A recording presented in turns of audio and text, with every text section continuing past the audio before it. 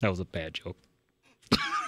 Graham Renz, how are you, sir? Yeah, I'm doing well. Good. Graham Renz is with the Show Me Institute, and I always enjoy having Graham Renz on. He's a funny guy, and he's very informative. And today he's going to talk to us about MetroLink, how that's running beautifully and smoothly, just like a nice MetroLink light rail system, correct? That's a nice way to put it, yeah. And I don't know if I'm funny, hopefully informative, but... Funny looking. But... So... Hey, wait. Before we start, congratulations on the marriage. Hey, thank you very much. Yeah. Now tell me this: did you wait 14 years to propose? You know what? About half that. Half? So oh, okay. Still quite a while. Yeah. Got it. All right, congratulations. What's wrong with you? You got to vet everything. There's a background check. It took a while. Yeah, exactly. You know what I always say? I always say that it took 14 years for me to convince her to marry me. Oh, what day are you getting married, Chris? And what year? Remember, you didn't have that right either. Graham, how are you? Let me help you out.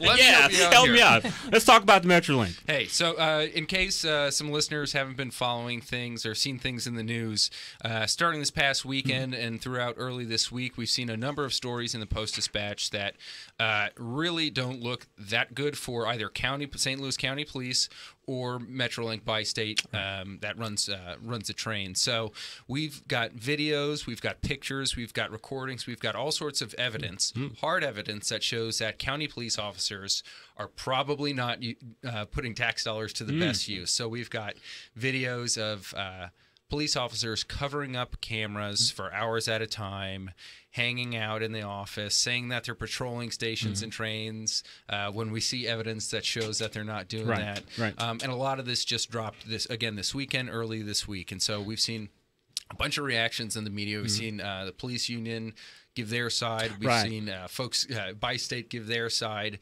And all in all, this is, if this evidence, if these videos pan out to be true, if what looks like is going on, it's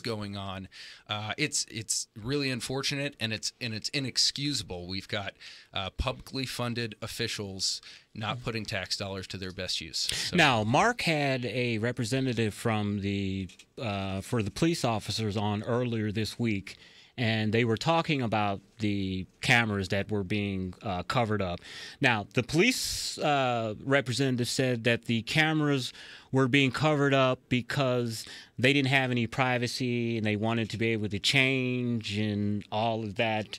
You know, I don't want to he say, she say thing and, defend it. I mean, how do you address that where they were saying that it was legitimate for them to cover these cameras up? So, bottom line, so from what we hear, from what we read, there are other facilities where police officers can change and take care of private business. We also hear that the door to this office doesn't lock, and so it's probably not a secure place either way. Bottom line, this looks, whatever happens, and it seems like there's probably going to be an independent investigation. Bottom line, this looks really bad, right? Publicly, taxpayer-funded officers, agents, not apparently doing their job, right? So it looks bad. We got to get to the bottom of it. There's going to be an investigation. We're going to see what happened. We're going to gather the facts, and then we can go on that. These are allegations at this point. Nobody's being convicted of anything, but we need to be sure that public officials, both Bi-State and county police officers, are upholding their fiduciary duties, right, to taxpayers. I mean, what makes this really unfortunate is that in the city, they just raise their sales taxes by 0.5% to expand MetroLink, right? And in the county, they just raise their sales taxes by 0.5% to give extra funding to the police. And this is what we see just a few months later. The public's trust seems to have been violated. And it's unfortunate, and it's unfortunate how public officials are handling the situation. There's a lot of finger pointing. There is a lot of, like you said, he said, she said. But we need public officials who are going to be held accountable, and we need solutions. We don't need to we need to be sure that people who are being paid with tax dollars are doing their job. What I see, just an observation, is, look, I don't mind Democrat on Democrat violence. I know you guys are nonpartisan, so you're not concerned about that. But it doesn't bother me seeing former Mayor Vince Shamel attack County Executive Steve Stanger, and they're pointing the fingers and blaming each other.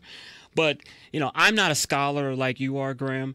But don't flatter me. I would I would think, though, the most basic thing to fix crime, which is a major issue with MetroLink, is to get rid of this so-called honor system thing and actually check on the passengers to see if they have paid their fare. You know, I used to ride MetroLink in the late 90s, and it wasn't all the time, but it was pretty frequently that somebody would come around to see if you paid. Now it's my understanding that that is gone.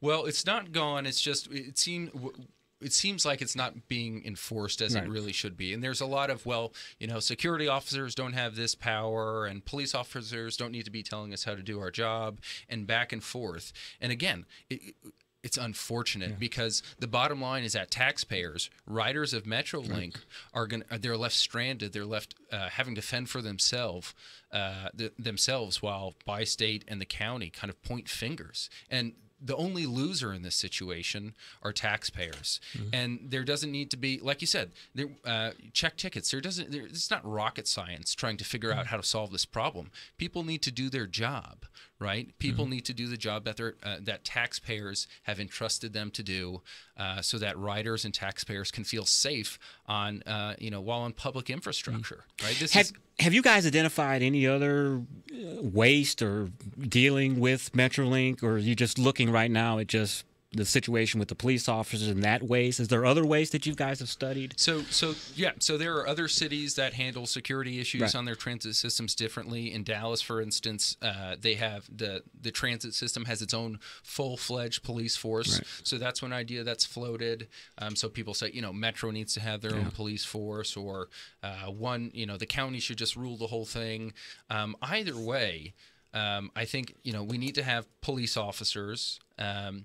We need to have security guards who can enforce fines and all these sorts of other things, who can actually take care of crime, can stop drug trade, all this sort of stuff. The bottom line is that whoever it is, though, just needs to do their job. Again, it's not rocket science. We don't need to, commission a 2-year study and spend $5 million. We just need to be sure that the people who have been tasked with protecting taxpayers on the MetroLink are in fact protecting taxpayers on the MetroLink. Now, the Police Officers Association hit the representative.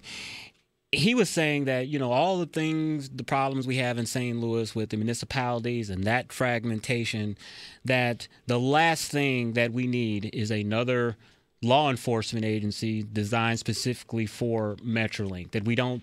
And that's what a lot of people want. I think the police representative also said Tuesday that this is really about politics and it's about money, that a lot of these groups want a separate law enforcement agency so they can unionize those people, they can have jobs. I mean, what's your view on that? So there is a whole political, financial backstory that very few there always is, isn't there? Very few people know about completely. And I'm not in the place to have a good position on that. I think ultimately, Post-Dispatch had a good editorial, and they said, Bi-State refused to comply with public records requests earlier this year on basic information. Let's not write them a big check to run their own shop. Again, the system that we have in place right now, where we have Metro security guards and we have police from St. Louis County, St. Louis City in Illinois, there's no reason why that can't work, right? Taxpayers are handing over tens of millions of dollars every year to be protected, to be sure that they feel safe on the train. We don't need some big crazy formula from that to get to people actually feeling safe on the train. I think we just need to be sure, again, somebody's got to be held accountable. We've got to be sure that we're not pointing the fingers, because, again, let's remember, public officials, at the end of the day, taxpayers are losing one on their money not being spent well and by not feeling safe on public infrastructure. Now, can I put you on the spot for a second? Because I never do. Because I never do that. I don't know if I have a choice. So here we go. Yeah, you don't. Would you ride the MetroLink? You know what? I'm riding it later today. Oh, okay. Because I was going to ask, do you do you feel safe? And have you ridden in the evening hours or later hours Yep. where the problems? So I've ridden really early in the morning and real late at night, going to and from the airport. I'm going to a Cardinals game later today, so I'm going to be taking it there.